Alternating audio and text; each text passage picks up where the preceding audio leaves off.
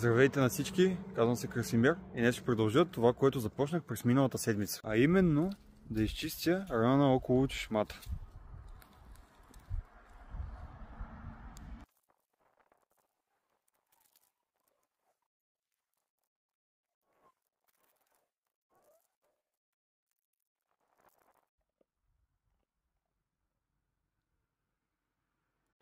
Резултата от събраните пластмасови бутилки, но района остава силно замърсен с всичко останало. Много хора не знаят, но има пунктове за изкупуване на вторични суровини, които ще рециклират вашите отпадъци, стига те да бъдат сортирани и предадени. Именно сега аз успях да предам в един такъв пункт около 10 кг пластмасови бутилки, които се равняват на около 200-300 шишета.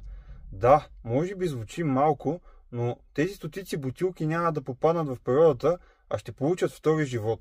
Понякога не е важно това, което получаваме. Понякога е важно това, което даваме. Ние сме длъжни на нашата природа за въздуха, който дишаме, за водата, която пиеме, за местата, които ни зареждат.